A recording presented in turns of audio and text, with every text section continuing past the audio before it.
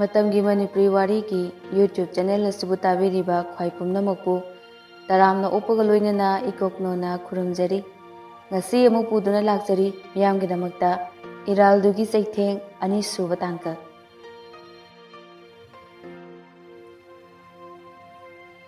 numidangi matamni Sunita lairik pana pana manakta phone du suthamli ngahak paraba matung phone du paikhattuna yengi simsu yawramle sum menu jangduna kari kari yawgi yengngai Rajesh ki phone lai Sunita tande mande paikhatli hello Rajesh ne Sunita na drop pairise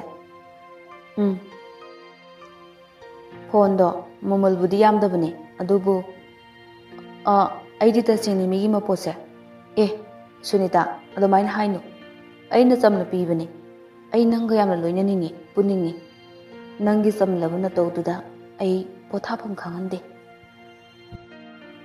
haina bale nisa chaba mine ima haina korokpaga chadaba mina korokpaga chaba mina korokpana hena nungsi thoti ingi adugumladana Rajesh na kara chasin thakchillaga nungsi na ngangakpa wahina Sunita gi thamoibu huduna puki toina wari saningbagi ikhau langma polakki mama mapa leitabagi tanja yengduna wari sanana ba hotnaki mama mapa tungkiba yengduna message thana ba hotnabana magi nomagi kaiphadraba thodang oiraki Rajesh sel paiba imungi macha oibana makhutta sel watte toina Sunita bu school gi gate ta ngai ba horaki mama nabi singi mamangda Sunita gi mai oina ba haiduna asapot kaya leiduna poraki asumna tha mari manga nungsinaraba matung Sunita Facebook ta matam lenbasu horaki ahing kaya tumdana masak khangdaba kaya ga chat toraki profile picture toina silaki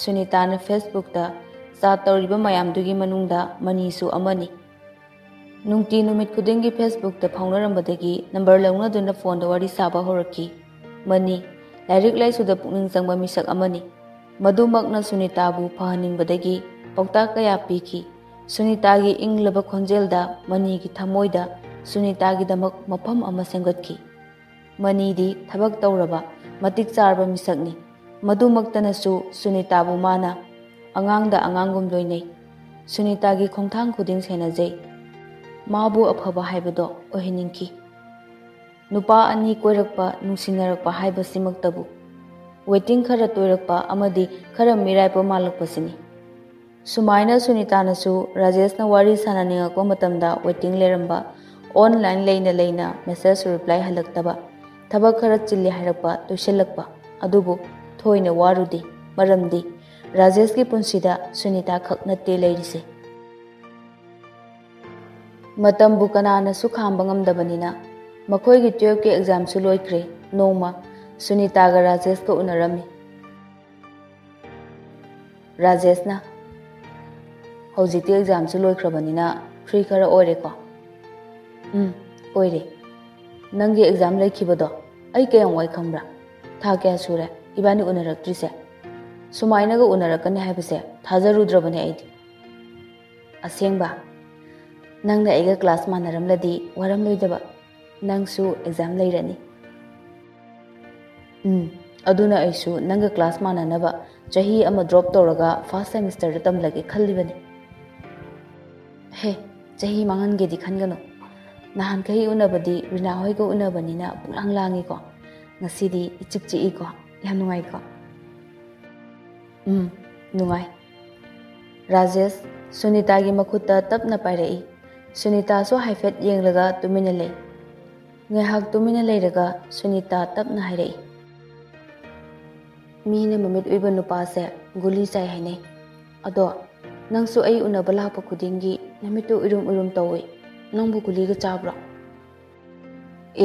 kaina haisibo nisa charaga kai kanage punsigi matik amakak hingbasida wahang thok leina magul leina hingadabani nang aibu thajadabra thajaida sum hangbani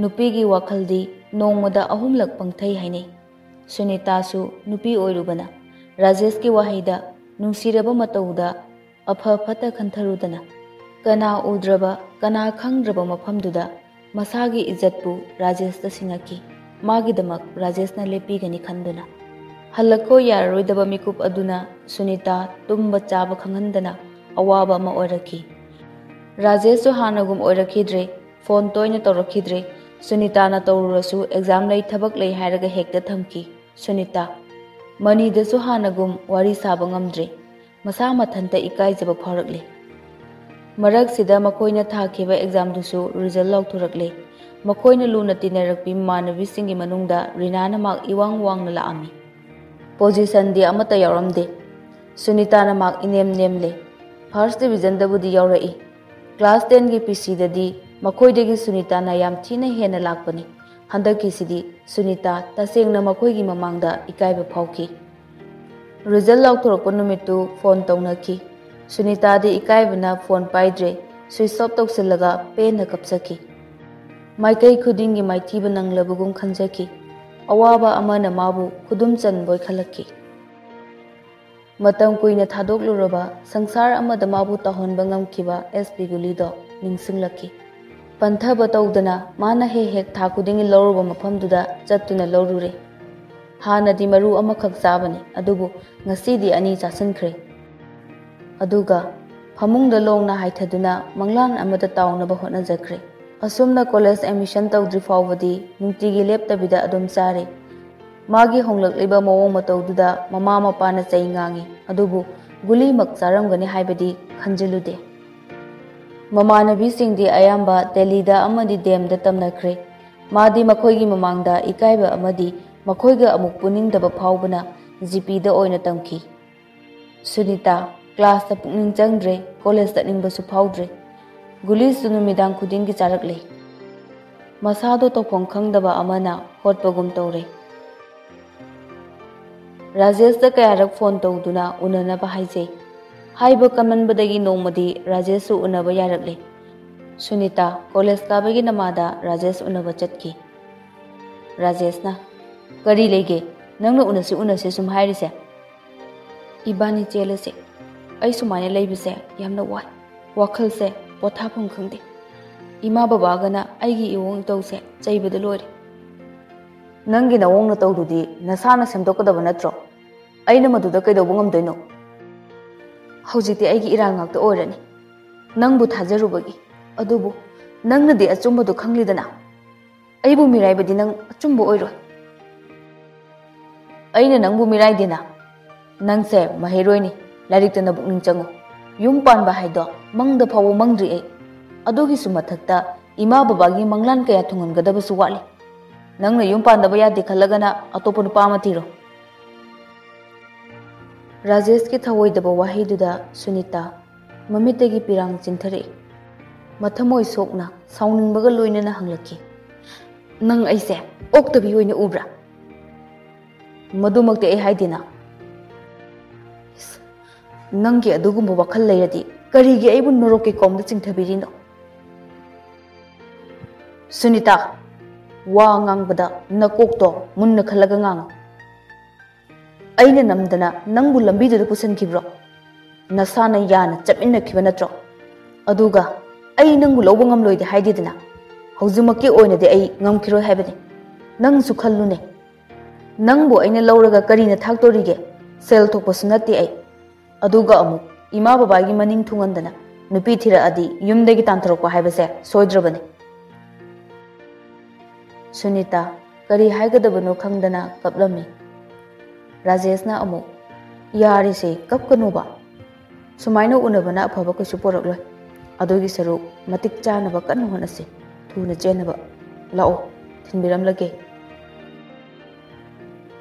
Sunita नुमित्तो मयुम योरगा ममाय ममित pome मखै कपचकी अहिंगदो तुमदना वखल कया खनकी सीमसु खंगजकी राजेशना मागिदमक लेपिद्र हैबा मरमदी माना call तौबदा राजेशना phone पाइरखिदे message थाबसु हलखिदे पुमनमक से खल्लुरगा मनीगे फजना खंगनरगे खलकले Sunita सिंथरीब मपीदो तैथोक्तुना मनीदे phone तौई money थाजरुदना सुनीताना मतम कुइरबगी तुंगदा phone तौरकपदुदा थमोइदा नुंगाइबा अमदी हराउबगा लोइनना phone तो पाइखतले मनीना सुनीता तुमद्रिबो ꯁꯨꯅꯤꯇꯥ ꯀꯞꯂꯨꯕꯒꯤ ꯅꯤꯛꯂꯕ ꯈꯣꯟꯖꯦꯜꯒ ꯂꯣꯏꯅꯅ ꯈꯨꯝꯂꯛꯏ꯫ ꯇꯨꯝꯗ꯭ꯔꯤ꯫ ꯅꯪꯗꯤ ꯑꯩꯅ phone ꯇꯧꯕꯁꯨ ꯄꯥꯏꯔꯛꯈꯤꯗ꯭ꯔꯦ꯫ ꯑꯩꯉꯣꯟꯗ ꯁꯥꯎꯅꯤꯡꯕ ꯂꯩꯕ꯭ꯔꯣ? ꯂꯩꯇꯤꯌꯦ꯫ ꯑꯩꯅ ꯂꯥꯟꯈꯤꯕꯅꯦ꯫ ꯑꯩꯕꯨ ꯋꯥꯔꯧꯕꯤꯒꯅꯨ꯫ ꯀꯩꯗꯧꯕꯒꯤ ꯋꯥꯔꯧꯗꯣꯏꯅꯣ? ꯑꯗꯣ ꯅꯪꯕꯨ ꯌꯥꯝꯅ ꯆꯤꯜꯂꯨꯔꯕ꯭ꯔꯣ? ꯑꯩ ꯁꯣꯝꯗ ꯂꯩꯇꯕ ꯑꯃ ꯌꯥꯎꯕ ꯑꯗꯨꯅꯅꯦ꯫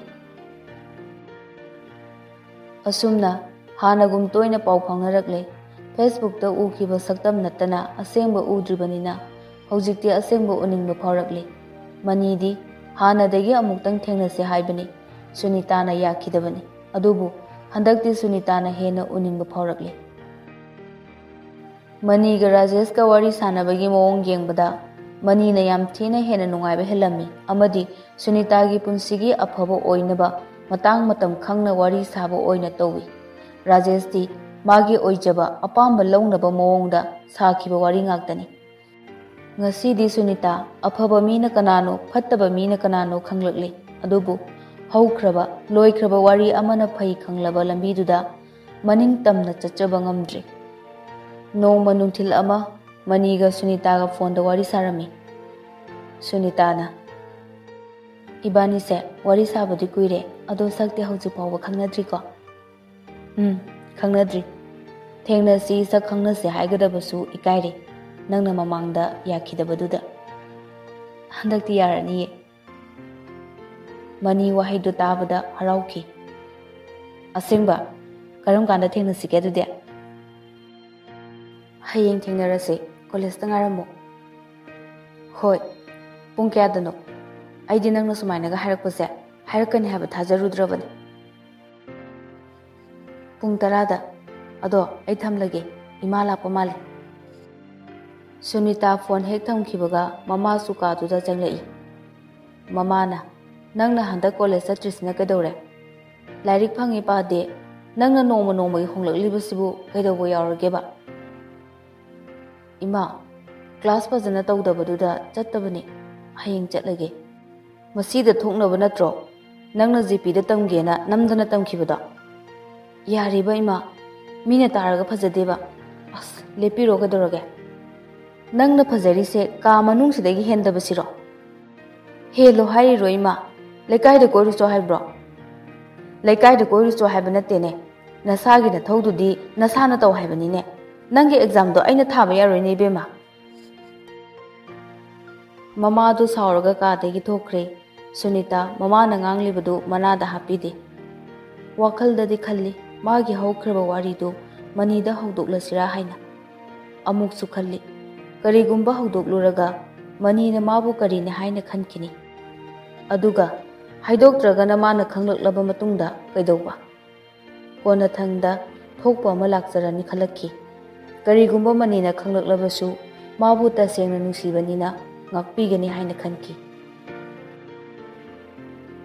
ꯃꯊꯪꯒꯤ ꯅꯨꯃꯤꯠꯅꯤ꯫ ꯑꯌꯨꯛ ꯄꯨꯡ 10 ꯅꯪꯅꯕ ꯑꯍꯥꯟꯕ ꯊꯃꯣꯏꯅ ꯁꯛ ꯎꯗꯅ ꯈꯣꯏꯗꯥꯖꯕꯤ ꯁꯨꯅꯤꯇꯥ ꯎꯅꯅꯕ ꯃꯅꯤ ꯃꯥꯅ ꯈ꯭ꯋꯥꯏꯗꯒꯤ ꯐꯖꯩ ꯈꯟꯖꯕ ꯐꯤꯔꯣꯜ ꯁꯦꯠ ꯆꯥꯗꯨꯅ ꯂꯥꯛꯂꯝꯃꯤ꯫ ꯀꯣꯂꯦꯖ ꯃꯃꯥꯡ ꯌꯧꯔꯛꯄꯗ ꯐꯣꯟ ꯂꯧꯊꯣꯛꯇꯨꯅ ꯁꯨꯅꯤꯇꯥꯗ ꯀꯣꯜ ꯇꯧꯏ꯫ ꯁꯨꯅꯤꯇꯥ ꯀꯣꯂꯦꯖ ꯒꯦꯠꯀꯤ ꯑꯣꯏ ꯊꯪꯕ ꯅꯥꯀꯟꯗ ꯈꯔ ꯆꯠꯊꯣꯛꯂꯒ ꯂꯦꯞꯂꯝꯃꯤ꯫ ꯃꯅꯤꯁꯨ ꯀꯗꯣꯝꯗ ꯂꯩꯔꯤꯅꯣ ꯍꯥꯏꯗꯨꯅ ꯃꯉꯛ ꯊꯥꯡꯒꯠꯇꯨꯅ ꯂꯩ ꯂꯩꯗꯅ ꯌꯦꯡꯉꯝꯃꯤ꯫ ꯁꯨꯅꯤꯇꯥ ꯐꯣꯟ ꯈꯤꯡꯂꯛꯄꯗꯨꯗ ꯃꯅꯤ ꯑꯣꯏꯔꯝꯅꯤ ꯈꯟꯗꯨꯅ ꯐꯣꯟꯗꯣ ꯄꯥꯏꯅꯕ ꯇꯧꯏ꯫ ꯃꯗꯨ ꯎꯕꯗ ꯃꯅꯤꯅ ꯁꯨꯅꯤꯇꯥꯅꯦ ꯍꯥꯏꯕ ꯈꯪꯂꯗꯨꯅ ꯐꯣꯟꯗꯣ ꯀꯛꯊꯠꯂꯒ ꯁꯨꯅꯤꯇꯥꯒꯤ ꯃꯅꯥꯛꯇ ꯆꯪꯁꯤꯜꯂꯛꯏ꯫ ꯃꯅꯤꯅ, ꯁꯣꯝ ꯁꯨꯅꯤꯇꯥ?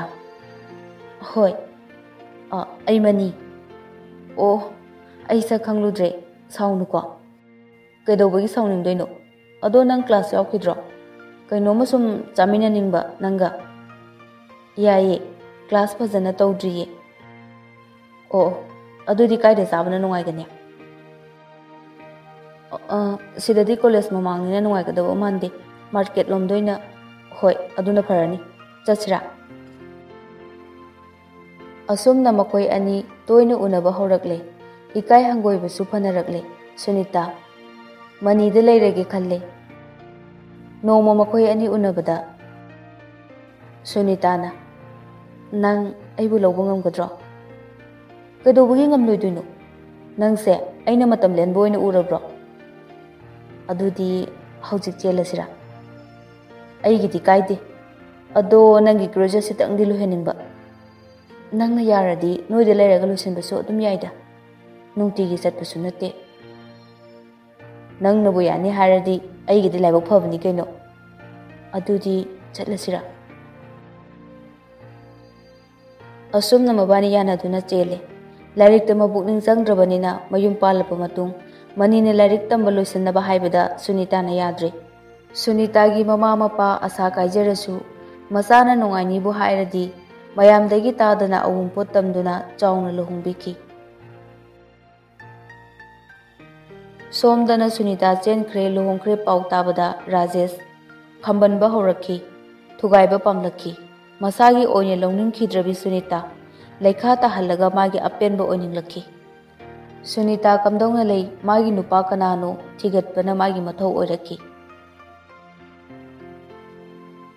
ꯃꯅꯤ, ꯃꯥꯒꯤ ꯅꯨꯄꯤ ꯁꯨꯅꯤꯇꯥ ꯃꯥꯅ ꯈꯜꯂꯨꯔꯤꯕ ꯋꯥꯈꯜꯗꯨꯒ ꯇꯥꯏꯌꯣꯟꯅꯔꯦ ꯈꯜꯂꯕꯁꯨ ꯇꯨꯃꯤꯟꯅ ꯂꯩꯊꯣꯛꯏ, ꯍꯧꯈ꯭ꯔꯕꯗꯤ ꯍꯧꯈ꯭ꯔꯦ ꯈꯟꯗꯨꯅ꯫ ꯑꯗꯨꯕꯨ ꯁꯨꯅꯤꯇꯥꯒ ꯔꯥꯖꯦꯁꯀ ꯂꯩꯅꯔꯝꯕ ꯃꯔꯤꯗꯤ ꯃꯥ ꯈꯪꯂꯝꯗꯦ꯫ ꯍꯧꯈ꯭ꯔꯕ ꯄꯨꯟꯁꯤꯒꯤ ꯋꯥꯔꯤꯅ ꯂꯥꯛꯀꯗꯧꯔꯤꯕ ꯑꯅꯧꯕ ꯄꯨꯟꯁꯤꯗ ꯆꯩꯊꯦꯡ ꯄꯤꯕ ꯄꯥꯝꯗꯦ ꯍꯥꯏꯗꯨꯅ ꯃꯅꯤꯁꯨ ꯈꯪꯒꯦ ꯈꯜꯂꯨꯗ꯭ꯔꯦ꯫ ꯃꯤꯑꯣꯏꯕꯒꯤ ꯆꯤꯟꯕꯨ ꯀꯅꯥꯅ ꯃꯦꯟꯕ ꯉꯝꯒꯅꯤ? ꯔꯥꯖꯦꯁꯀꯤ ꯃꯆꯤꯟꯗꯒꯤ ꯁꯨꯅꯤꯇꯥꯒ ꯃꯥꯒ ꯂꯩꯅꯔꯝꯕ ꯃꯔꯤꯒꯤ ꯋꯥꯔꯤꯗꯨꯅ ꯑꯄꯥꯏꯕ ꯅꯨꯡꯁꯤꯠꯇ ꯊꯤꯡꯕ ꯉꯝꯗꯅ ꯇꯤꯟꯈꯤꯕꯒꯨꯝ ꯇꯞꯅ ꯇꯞꯅ ꯁꯟꯗꯣꯔꯛꯂꯤ꯫ ꯁꯨꯝ ꯁꯟꯗꯣꯔꯛꯄꯅ ꯋꯥꯔꯤꯗꯨ ꯁꯨꯅꯤꯇꯥꯒꯤ ꯅꯥꯀꯣꯡ ꯌꯧꯔꯛꯈꯤ꯫ ꯅꯣꯡꯃ ꯁꯨꯅꯤꯇꯥꯅ ꯃꯌꯨꯝ ꯆꯠꯂꯨꯒꯦ ꯍꯥꯏꯅ ꯂꯥꯛꯄꯗ ꯔꯤꯅꯥꯒ ꯏꯝꯐꯥꯜ ꯀꯩꯊꯦꯜꯗ ꯊꯦꯡꯅꯈꯤ꯫ ꯔꯤꯅꯥꯅ, "ꯑꯦ, ꯁꯨꯅꯤꯇꯥ ꯅꯠꯇ꯭ꯔꯣ? ꯑꯩꯁꯨ ꯅꯪ ꯃꯥꯜꯂꯦꯅ ꯌꯦꯡꯉꯝꯃꯤꯅꯦ꯫ ꯅꯪꯒꯤ ꯂꯨꯍꯣꯡꯕꯗꯣ ꯑꯩ ꯂꯥꯛꯇꯤ ꯌꯥꯝꯅ ꯂꯥꯛꯅꯤꯡꯕꯅꯦ, ꯑꯗꯣ ꯁꯨꯇꯤ ꯐꯪꯗꯕꯗꯨꯗ ꯑꯗꯨꯝ ꯂꯥꯛꯄ ꯉꯝꯍꯧꯗ꯭ರೆ, ꯁꯥꯎꯅꯨꯀꯣ"꯫ "ꯀꯩꯁꯨ ꯀꯥꯏꯗꯦꯗ꯫ ꯑꯗꯣ ꯅꯪꯗꯤ ꯃꯧ ꯑꯣꯏꯕꯗꯒꯤ ꯅꯁꯛꯀ ꯌꯥꯝ ꯐꯖꯊꯣꯛꯑꯝꯃꯦ꯫ ꯈꯪꯗꯦꯗ, ꯐꯖꯊꯣꯛꯏꯔꯥ ꯊꯤꯖꯤꯜꯂꯤꯔꯥ꯫ ꯑꯗꯣ ꯕꯣꯏꯅꯥꯎꯗꯤ ꯀꯃꯥꯏꯅ ꯇꯧꯔꯤꯒꯦ?" "ꯃꯥꯔꯣ? ꯑꯁ, ꯃꯇꯝ ꯈꯔ ꯈꯥꯏꯕꯒꯤ ꯋꯥꯅꯤꯗ, ꯑꯆꯥꯄꯣꯠ ꯆꯥꯕ ꯅꯨꯡꯉꯥꯏꯌꯦꯅ꯫ ꯒꯨꯂꯤ ꯆꯥꯕꯗꯨꯗ ꯀꯨꯏꯅꯒ ꯈꯪꯅ ꯂꯩ ꯌꯥꯕꯖꯥꯠ ꯅꯠꯇꯦꯍꯦ"꯫ ꯁꯨꯅꯤꯇꯥ ꯇꯨꯃꯤꯟꯅ ꯂꯩ, ꯋꯥ ꯃꯈꯥ ꯇꯥꯕ ꯉꯝꯗ꯭ꯔꯦ꯫ ꯔꯤꯅꯥꯅ ꯑꯃꯨꯛ, "ꯅꯪꯕꯨ ꯀꯗꯥꯏꯗ ꯆꯠꯇꯣꯏꯅꯣ?" "ꯌꯨꯝ ꯆꯠꯂꯨꯒꯦ ꯇꯧꯕꯅꯦ"꯫ "ꯐꯔꯦ ꯐꯔꯦ, ꯆꯠꯂꯨꯔꯣ꯫ ꯑꯩꯁꯨ ꯀꯀꯥ ꯍꯣꯏꯗ ꯆꯠꯀꯦꯅ ꯊꯣꯛꯂꯛꯄꯅꯦ꯫ ꯑꯗꯣ ꯉꯥꯏꯈꯣꯅꯦ, ꯑꯩ ꯅꯪꯒꯤ ꯄꯥꯎ ꯑꯃ ꯇꯥꯏꯅꯦ"꯫ "ꯀꯩ ꯄꯥꯎꯅꯣ?" "ꯔꯥꯖꯦꯁꯅ ꯅꯪꯒ ꯃꯥꯒ..." "ꯑꯩꯒ ꯃꯥꯒ ꯀꯩꯗꯧꯔꯕ? ꯅꯪꯒ ꯃꯥꯒ ꯃꯔꯤ ꯈꯔ ꯍꯦꯟꯖꯤꯜꯂꯨꯔꯕꯣ? ꯅꯪꯅ ꯆꯦꯟꯈꯤꯕꯗꯣ ꯃꯥꯅ ꯌꯥꯝ ꯅꯨꯡꯉꯥꯏꯇꯅ ꯋꯥꯔꯤ ꯂꯤꯔꯛꯑꯝꯃꯤ꯫ ꯑꯁꯨꯛ ꯃꯔꯤ ꯆꯦꯠꯅ ꯂꯩꯅꯔꯒ ꯑꯇꯣꯞꯄꯗ ꯆꯦꯟꯈꯤ ꯍꯥꯏꯗꯅ ꯌꯥꯝ ꯅꯨꯡꯉꯥꯏꯇꯅ ꯍꯥꯏꯔꯛꯑꯝꯃꯤ"꯫ "ꯃꯤꯒꯤ ꯋꯥꯁꯨ ꯄꯪꯊꯥꯗ ꯊꯥꯖꯔꯨꯅꯨꯗ꯫ ꯑꯗꯣ ꯑꯩ ꯆꯠꯂꯒꯦ, ꯊꯦꯡꯈ꯭ꯔꯅꯤ"꯫ ꯁꯨꯅꯤꯇꯥ ꯏꯀꯥꯏꯕ ꯑꯃꯗꯤ ꯅꯨꯡꯉꯥꯏꯇꯕ ꯑꯅꯤ ꯄꯨꯟꯗꯨꯅ ꯃꯄꯥꯝ ꯇꯝꯅ ꯂꯥꯛꯂꯝꯃꯤ꯫ ꯃꯃꯥꯅ ꯃꯆꯥ ꯂꯥꯛꯑꯦ ꯍꯥꯏꯗꯨꯅ ꯍꯔꯥꯎ ꯍꯔꯥꯎ ꯃꯊꯦꯜ ꯂꯨꯀꯣꯏ ꯍꯥꯎꯅ ꯍꯣꯠꯅꯖꯩ꯫ ꯁꯨꯅꯤꯇꯥꯗꯤ ꯇꯥꯔꯛꯂꯤꯕ ꯄꯥꯎꯗꯨꯅ ꯆꯥꯅꯤꯡ ꯊꯛꯅꯤꯡꯕ ꯄꯣꯛꯇ꯭ꯔꯦ꯫ ꯃꯃꯥꯅ, "ꯉꯁꯤ ꯂꯦꯛꯑꯒ ꯍꯌꯦꯡ ꯍꯜꯂꯨꯀꯣ, ꯉꯁꯤꯗꯤ ꯏꯆꯥꯅ ꯄꯥꯝꯖꯕ ꯌꯦꯟꯁꯥꯡ ꯊꯣꯡꯗꯣꯏꯅꯤ ꯏꯃꯥꯅ"꯫ "ꯏꯃꯥ, ꯃꯥ ꯍꯣꯔꯦꯟ ꯑꯣꯐꯤꯁ ꯍꯜꯂꯛꯑꯒ ꯆꯪꯂꯛꯀꯦ, ꯑꯗꯨꯒ ꯑꯗꯨꯝ ꯌꯨꯝ ꯍꯟꯁꯦ ꯍꯥꯏꯔꯛꯑꯦ"꯫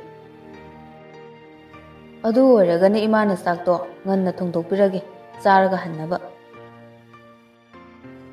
ꯁꯨꯅꯤꯇꯥ ꯃꯁꯥꯗꯣ ꯏꯃꯪ ꯃꯪꯉꯤ, ꯋꯥ ꯉꯥꯡꯅꯤꯡꯗꯦ꯫ ꯉꯥꯏꯍꯥꯛ ꯃꯃꯥꯒꯤ ꯃꯅꯥꯛꯇ ꯇꯨꯃꯤꯟꯅ ꯐꯝꯂꯒ ꯍꯧꯒꯠꯂꯛꯏ, ꯑꯗꯨꯒ ꯍꯥꯏꯔꯛꯏ, "ꯏꯃꯥ, ꯑꯩ ꯑꯁ꯭ꯋꯥꯏ ꯐꯥꯎꯕꯗ ꯊꯣꯛꯎꯈꯤꯒꯦ"꯫ "ꯌꯥꯝ ꯂꯥꯞꯅ ꯊꯣꯛꯈ꯭ꯔꯅꯨꯀꯣ, ꯃꯤꯒꯤ ꯃꯆꯥꯗꯨꯅ ꯃꯄꯥꯝ ꯆꯠꯂꯒ ꯂꯩꯀꯥꯏ ꯀꯣꯏ ꯍꯥꯏꯈꯤꯅꯤ"꯫ ꯁꯨꯅꯤꯇꯥ ꯊꯣꯛꯂꯛꯂꯦ꯫ ꯍꯩꯅꯈꯤꯕ ꯊꯕꯛꯄꯨ ꯍꯦꯛꯇ ꯀꯃꯥꯏꯅ ꯀꯥꯎꯒꯅꯤ? ꯐꯥꯈꯤꯕ ꯏꯁꯩ ꯅꯣꯡꯃꯇꯁꯨ ꯉꯪꯅꯤꯡꯉꯛꯏ ꯍꯥꯏꯅ꯫ ꯃꯗꯨꯃꯛꯅꯤ ꯁꯨꯅꯤꯇꯥꯗꯁꯨ ꯊꯣꯛꯂꯤ꯫ ꯍꯥꯟꯅꯒꯤ ꯃꯐꯝꯗꯨꯗ ꯂꯥꯛꯇꯨꯅ ꯒꯨꯂꯤ ꯐꯅ ꯌꯥꯝꯅ ꯂꯧꯁꯤꯜꯂꯒ ꯍꯜꯂꯛꯈꯤ꯫ ꯃꯅꯤꯁꯨ ꯑꯣꯐꯤꯁꯇꯒꯤ ꯍꯜꯂꯛꯄꯗ ꯁꯨꯅꯤꯇꯥ ꯂꯧꯕ ꯂꯥꯛꯈꯤ꯫ ꯆꯥꯛ ꯆꯥꯅꯕ ꯍꯥꯏꯗꯨꯅ ꯁꯨꯅꯤꯇꯥꯒꯤ ꯃꯃꯥꯅ ꯉꯟꯅ ꯂꯣꯏꯅꯕ ꯍꯣꯠꯅꯕꯗꯨꯗ ꯃꯅꯤꯁꯨ ꯆꯥꯛ ꯆꯥꯔꯒ ꯁꯨꯅꯤꯇꯥꯒ ꯂꯣꯏꯅꯅ ꯍꯜꯂꯛꯈꯤ꯫ ꯁꯨꯅꯤꯇꯥꯒꯤ ꯏꯁꯨꯛ ꯁꯨꯛꯊꯕ ꯁꯛꯇꯝꯗꯨ ꯎꯔꯒ ꯃꯅꯤꯅ ꯍꯪꯂꯛꯈꯤ, "ꯀꯩꯗꯧꯔꯦ? ꯅꯁꯥ ꯅꯨꯡꯉꯥꯏꯇ꯭ꯔꯕꯣ?" "ꯀꯩꯁꯨ ꯇꯧꯗꯦꯗ"꯫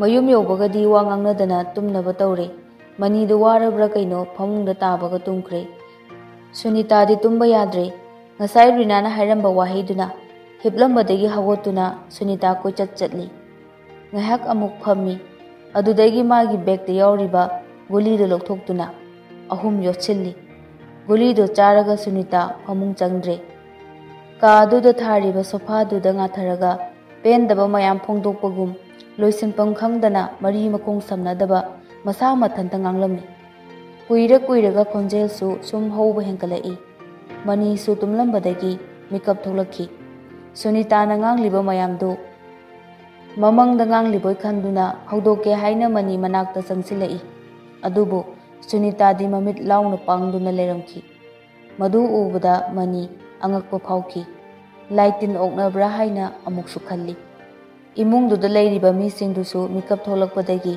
ꯀꯩꯗꯧꯔꯕꯅꯣ ꯍꯥꯏꯗꯨꯅ ꯃꯈꯣꯏꯒꯤ ꯀꯥ ꯇꯝꯅ ꯆꯪꯂꯛꯈꯤ꯫ ꯁꯨꯅꯤꯇꯥꯒꯤ ꯃꯇꯧꯗꯨ ꯎꯕꯗ ꯃꯅꯦꯝꯅ ꯍꯥꯏꯔꯛꯈꯤ, "ꯏꯕꯨꯡꯉꯣ, ꯃꯥꯏꯕ ꯑꯃ ꯀꯧꯔꯨꯆꯣ꯫ ꯉꯁꯥꯏ ꯊꯦꯡꯅ ꯍꯜꯂꯛꯄꯗꯨꯗ ꯇꯧꯕ ꯑꯣꯏꯔꯤꯅꯤ." "ꯍꯣꯏ ꯏꯃꯥ." ꯃꯅꯤ ꯊꯣꯛꯀꯦ ꯇꯧꯕꯗ ꯃꯄꯥ ꯆꯥꯅꯅ ꯊꯣꯡ ꯃꯌꯥꯗ ꯂꯩꯔꯤꯕ ꯇꯦꯕꯜꯗꯨꯗꯒꯤ ꯁꯨꯅꯤꯇꯥꯒꯤ ꯕꯦꯒꯇꯨ ꯑꯣꯟꯊꯔꯛꯇꯨꯅ ꯃꯈꯥꯗ ꯇꯥꯔꯝꯃꯤ꯫ ꯃꯅꯤꯅ ꯕꯦꯒꯇꯨ ꯈꯨꯟꯀꯠꯀꯦ ꯇꯧꯕꯗ ꯕꯦꯒꯇꯨ ꯆꯦꯟ ꯆꯤꯡꯁꯤꯜꯂꯝꯗꯕꯗꯒꯤ ꯃꯅꯨꯡꯗ ꯌꯥꯎꯔꯤꯕꯗꯨ ꯃꯃꯤ ꯁꯥꯃꯤ ꯎꯏ꯫ ꯀꯔꯤꯅꯣ ꯍꯥꯏꯅ ꯌꯦꯡꯂꯨꯕꯗ ꯒꯨꯂꯤ 35-40 ꯌꯥꯎꯔꯝꯈꯤ꯫ ꯃꯅꯤ ꯒꯨꯂꯤꯗꯨ ꯄꯥꯏꯔꯒ ꯁꯨꯅꯤꯇꯥꯗ ꯃꯨꯟꯅ ꯌꯦꯡꯗꯨꯅ ꯂꯩ꯫ ꯃꯃꯥꯅ, "ꯏꯕꯨꯡꯉꯣ, ꯆꯠꯂꯣꯅꯦ, ꯑꯃꯨꯛ ꯂꯦꯞꯇꯨꯅ ꯂꯩꯔꯅꯨ ꯀꯩꯗꯧꯔꯒꯦ?"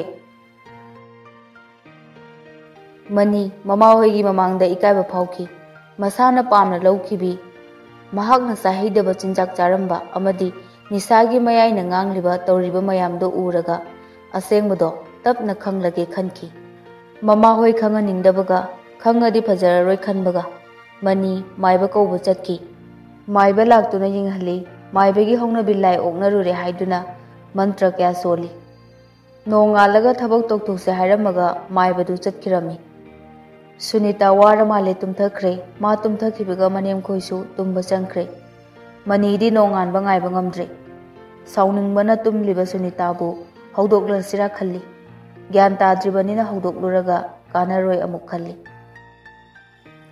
ꯉꯁꯤꯗꯤ ꯃꯅꯤ ꯄꯦꯟꯊꯣꯛꯄ ꯉꯝꯗ꯭ꯔꯦ꯫ ꯁꯥꯎꯅꯤꯡꯕ ꯃꯌꯥꯝꯗꯨꯅ ꯁꯨꯅꯤꯇꯥꯒꯤ ꯅꯨꯡꯁꯤꯕꯁꯨ マꯡꯈꯤꯕꯒꯨꯝ ꯇꯧꯔꯦ꯫ ꯆꯤꯛꯂꯕ ꯑꯍꯤꯡꯒꯤ ꯃꯇꯝ ꯂꯣꯏꯈꯤꯗꯨꯅ ꯅꯨꯃꯤꯠꯀꯤ ꯃꯩꯁꯥ ꯌꯩꯔꯔꯦ꯫ ꯃꯅꯤꯁꯨ ꯇꯨꯝꯊꯔꯨꯔꯦ꯫ ꯃꯥꯅ ꯍꯧꯒꯠꯂꯛꯄꯗ ꯁꯨꯅꯤꯇꯥ ꯂꯩꯔꯝꯗ꯭ꯔꯦ꯫ ꯃꯅꯤ ꯁꯨꯅꯤꯇꯥꯕꯨ ꯀꯣꯏꯊꯤ ꯊꯤꯔꯛꯏ꯫ ꯁꯨꯅꯤꯇꯥ ꯀꯔꯤꯁꯨ ꯊꯣꯛꯇꯕꯒꯨꯝ ꯆꯥꯛꯁꯪꯗ ꯆꯥꯛ ꯊꯣꯡꯗꯨꯅ ꯂꯩꯔꯝꯃꯤ꯫ ꯃꯅꯤꯅ, "ꯅꯁꯥ ꯀꯩꯁꯨ ꯇꯧꯗ꯭ꯔꯕ?" "ꯇꯧꯗꯦ, ꯀꯩꯗꯧꯔꯒꯦ? ꯏꯃꯥ ꯍꯣꯏ ꯀꯥꯏ ꯆꯠꯀꯦ?" "ꯏꯃꯥꯗꯤ ꯃꯈꯥ ꯊꯪꯕꯒꯤ ꯂꯨꯍꯣꯡꯕꯗꯣ ꯑꯗꯨꯒꯤ ꯍꯪꯕ ꯆꯠꯈꯤꯌꯦ ꯄꯥꯕꯨꯡꯒ." "ꯅꯪ ꯒꯨꯂꯤ ꯆꯥꯕ ꯀꯌꯥꯝ ꯀꯨꯏꯔꯦ?" "ꯀꯩꯅꯣ ꯍꯥꯏꯕꯤꯔꯤꯗꯨꯕꯣ?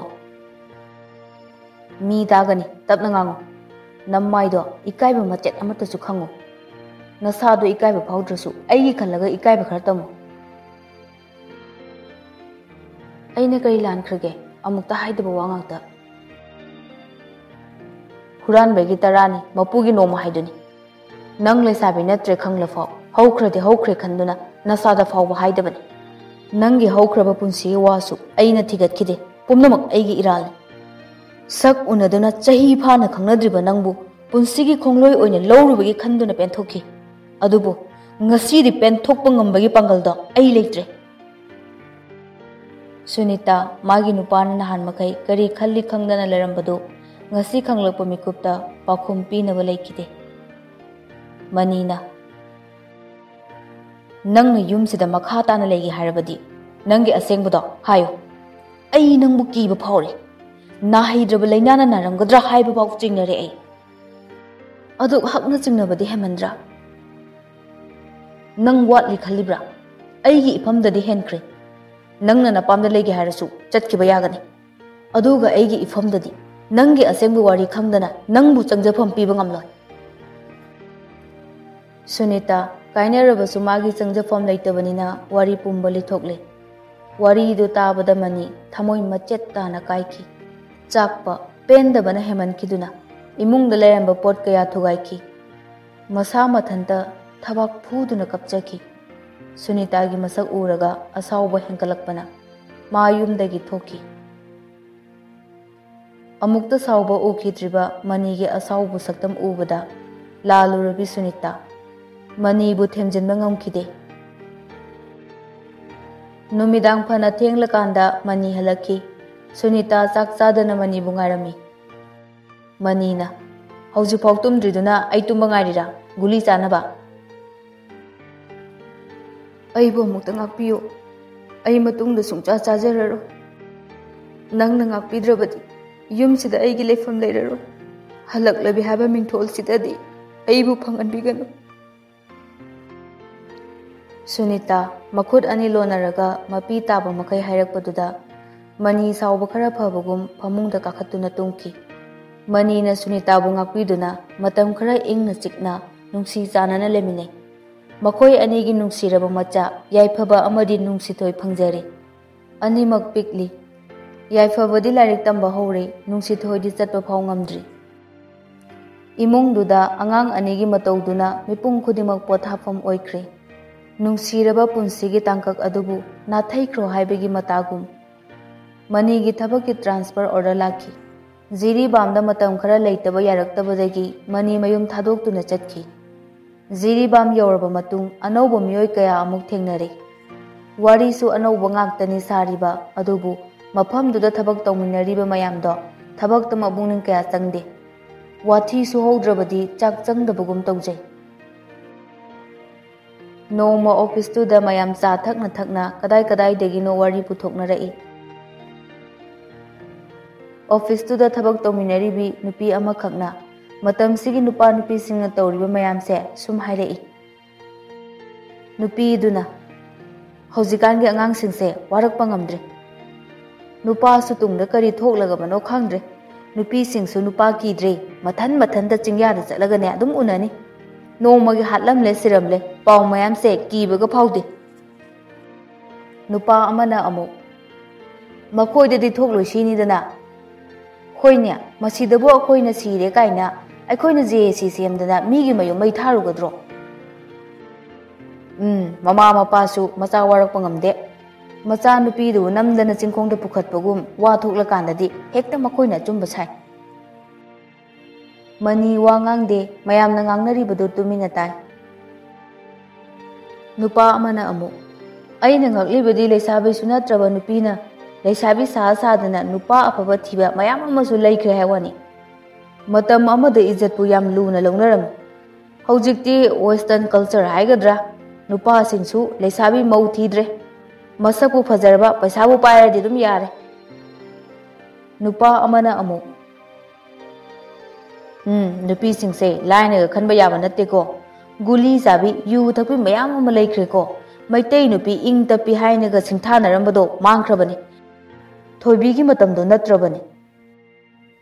मखोय मयाम वारी लेप्तना सानरी। वारी सिंगदो मनीददि मंगोंदा डायरेक्ट हाइबगुम तौरे। मयाम मरक्ता फमलंबदगी करिसु हाइरमदना तुमिना थोलकले। ngahak magi kada tumina famlaga magi quarter tamna halaklami। मतंग असिदा ngasiga oinadi mayam pumnamakpu amuka hana kurunjari। hayeng amuk makha taba saruk taminarase।